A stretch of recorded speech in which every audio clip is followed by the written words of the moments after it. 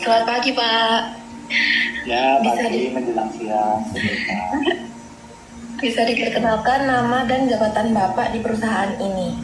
Baik, perkenalkan, nama saya Kuat Sarno ya.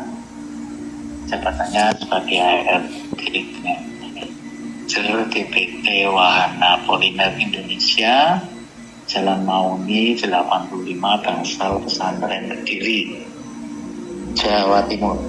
Saya kira itu yang bisa saya perkenalkan. Baik, Pak. Sudah berapa lama perusahaan ini bergerak di bidang produksi dan penjualan Ya, perusahaan ini berdiri sejak 2007 ya. Sejak 2007 itu bergerak di injek plastik, furniture plastik.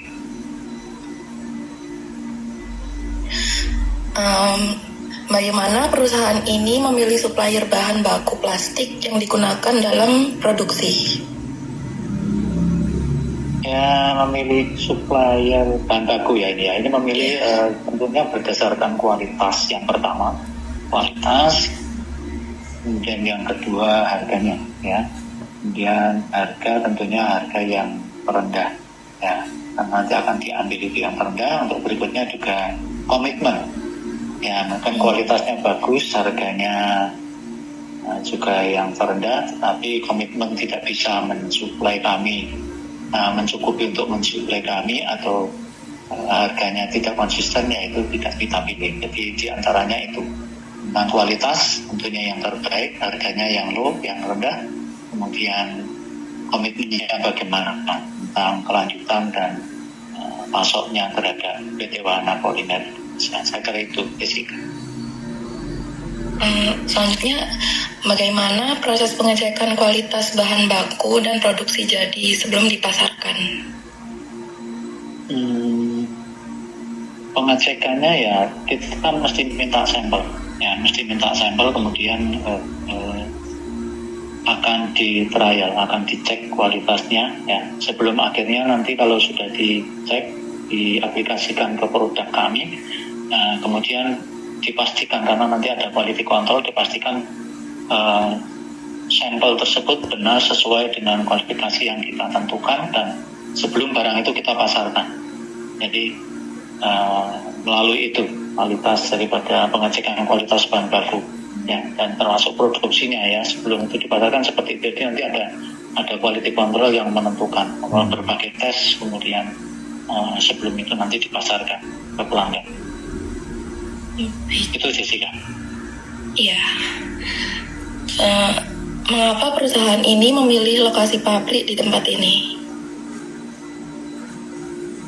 Mengapa perusahaan memilih lokasi tempat? Yang pertama, saya memanfaatkan lahan ya yang ada ya, memanfaatkan lahan yang ada. Jadi kebetulan juga di sini adalah kawasan industri. Jadi memanfaatkan lahan yang ada ini, dan kebetulan kita disesuaikan dengan kawasan di Kediri adalah kawasan industri di daerah pesantren. Baik, Pak. Nah, kira-kira tuh proses produksi produk mebel plastik mulai dari bahan baku hingga menjadi produk jadi itu seperti apa, Pak? Beberapa bahan resin ya, atau bahan isi plastik itu kan kita sebutnya sering dengan sebutan resin atau butiran kecil-kecil itu ya. Kemudian dimixing dengan pigment. Nah, kemudian setelah itu dimasukkan ke molding yang sudah ada di mesin injeksi. Nah, itu nanti akan dilakukan proses produksi sampai barang tersebut keluar. Tentunya nanti ada beberapa awal atau kelebihan bahan, nah itu nanti akan disilet. Itu prosesnya seperti itu sampai dengan barang yang jadi. Oke, Pak. Khususnya seperti itu, ya. Nah, kira-kira tuh bagaimana cara perusahaan itu bisa mengatur penyimpanan bahan baku dan produk jadi di gudang biar cukup gitu, Pak? Pengaturannya demikian. Kalau bahan baku termasuk dan juga barang jadi, kita simpan, ada suatu kewajiban di perusahaan kami bahwa penyimpanan bahan baku maupun hasil jadi itu harus di tempat atau gudang yang tertutup Ya. Namun demikian tertutup dan tidak terkena sinar matahari karena kami ada pewarna produk yang itu kalau terkena matahari tidak baik, artinya akan mengalami penurunan atau ya. Jadi tertutup, terhindar dari sinar matahari, namun demikian sirkulasi udara cukup ya, karena bahan plastik terutama untuk bahannya ini kan rentan dengan terbakar, mudah terbakar, sehingga kalau sirkulasi udara tidak cukup ya akan berbahaya ya, karena mudah terbakar. Saya kira itu, Gabriel. Terus kalau mau naik kan Bapak kan jelasin kalau misalnya buat nyimpan bahan baku sama hasil jadinya kan Pak. Nah kira-kira tuh cara perusahaan tuh mengelola stok agar tidak terjadi kekurangan atau kelebihan persediaan tuh gimana Pak? Sebelum membeli bahan baku ya tentunya akan diadakan perhitungan ya, seberapa sih dari bulan-bulan yang lalu ya, dari bulan-bulan yang lalu seberapa sih besar sih kebutuhan daripada bahan baku yang kita perlukan. Ya. Melalui itu tentunya kita akan memprediksi kira-kira kebutuhan setiap harinya. Kemudian kalau seminggu ya kebutuhan dalam 6 hari, kalau kebutuhan sebulan tentunya dalam 25 atau 30 hari. Ya, itu kan bisa nanti stokan itu di gudang nanti perkiraan kita harus stok sekian. Nah itu cara memperhitungkannya seperti berdasarkan kebutuhan bulan-bulan yang lalu.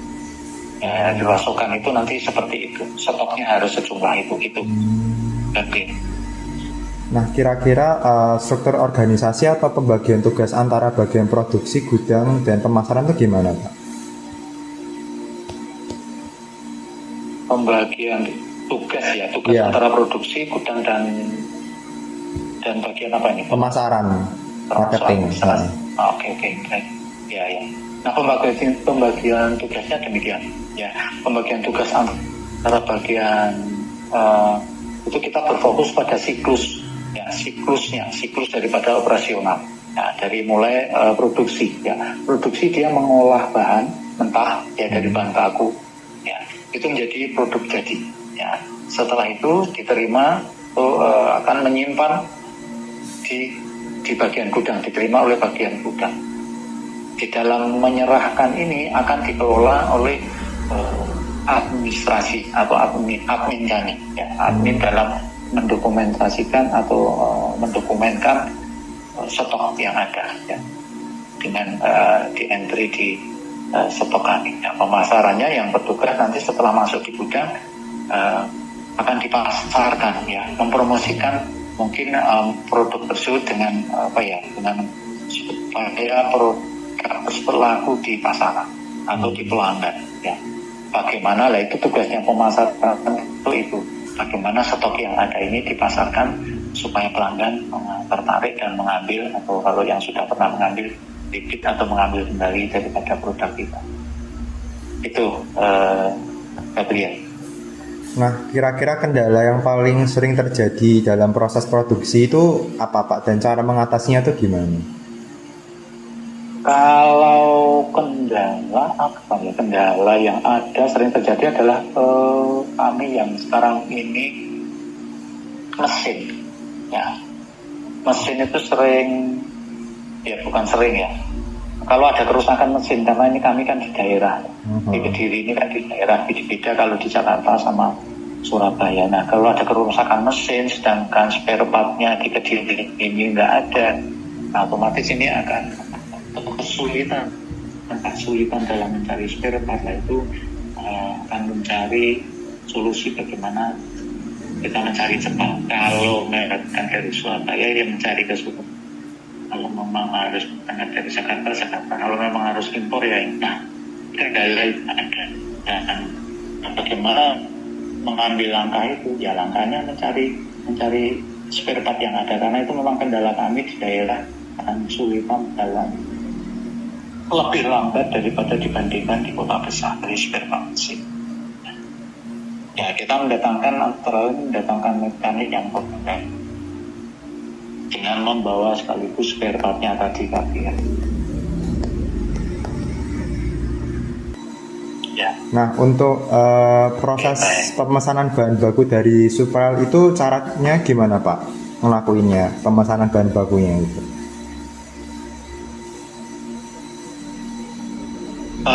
Kita memperoleh baku gitu ya, Wahana Polimer memperoleh bahan baku bagaimana itu maksudnya? Iya, proses pemasarannya kan. Oke Pak. Kalau demikian, supplier akan menawarkan ya, membuat penawaran ke bagian pembelian kami. Ya. Dan nanti pembelian atau bagian pembelian kami, chasing itu akan meminta biasanya ya, akan meminta sampel daripada bahan baku atau produk yang ditawarkan tersebut. Nah, setelah dikirim sampel produk, nanti akan kita trial atau kita coba diterapkan, diaplikasikan di produk kami. Itu kemudian jika kualitas bahan sesuai, maka perusahaan akan atau PT Wahana Polimer Indonesia akan membuat purchase order, akan PO ke supplier, penawar barang. Itu prosesnya. Kalau tentang bagaimana proses pemesanan bahan dari supplier. Oke Pak. Apa kendala yang sering terjadi dalam pengiriman produk dan bagaimana perusahaan mengatasinya? Kendala dalam pengiriman produk yang sering terjadi di Wahana ini, di human error ya, sehingga ada barang pesanan yang sampai di customer itu dalam keadaan rusak. Contoh demikian, human error itu gini, penanganan pada waktu menaikkan atau meloading barang ke kendaraan atau mungkin menata barang ada di kendaraan, demikian juga pada waktu bongkar ya. Nah itu kan faktornya human. Itu kendala yang sering ada dalam pendistribusian barang kami. Nah, bagaimana cara mengatasinya? Ya, kita meminimalisir tentang errornya di human tadi. Ya, kita analisa di bagian mana yang rusak, penyebabnya apa. Nah, humannya atau tenaga kerja yang ada itu yang kita latih untuk supaya tidak terjadi lagi kerusakan-kerusakan yang menyebabkan produk kami tidak bisa diterima dengan baik oleh customer. Itu saja. Selanjutnya, bagaimana perusahaan melakukan perawatan mesin produksi dan fasilitas operasional agar tetap berjalan optimal?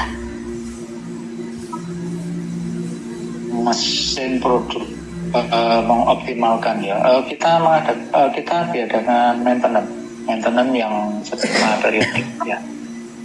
Maintenance secara periodik ya, kebetulan kita lakukan biasanya 6 bulan sekali, bertepatan dengan biasanya dengan hari raya Idul Fitri atau dengan tahun baru ya. Ketika factory shutdown lah, itu waktunya kita biasanya akan untuk dari seluruh mesin di maintenance. Itu yang bisa kita lakukan. Yang terakhir, apa tantangan terbesar dalam industri mebel plastik saat ini dan strategi apa yang digunakan untuk tetap bersaing?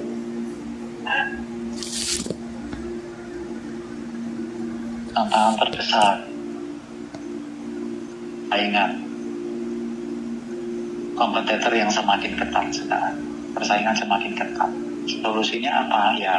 Cara mengatasinya kami selama ini yang kami lakukan adalah dengan melakukan branding tentang merek kami ya, merek Wapolin ini, bahwa ini harus dilakukan branding ke sosmed. Kita membuat akun macam-macam kita pakai untuk membranding produk kita atau merek kita, yaitu Wapolin ya. Kemudian yang kedua, selain branding kita juga promo ya. Tugas daripada bagian marketing antara lain itu membuat promo-promo. Banyak hal yang bisa dilakukan untuk mempromosikan barang-barang kita, antara lain dengan membuat promo harga ya, kemudian juga mungkin bonus ya. macam-macam yang kita tempuh ya. Nah, yang terpenting adalah yang satu ini, yaitu tetap mempertahankan kualitas barang kita. Apa gunanya kita branding, apa gunanya kita promo, tapi produk kita tidak bisa kita pertahankan kualitas. Ya, itu yang bisa kita lakukan dan selama ini kita lakukan. Kak Andi, ada lagi? Sudah selesai Pak.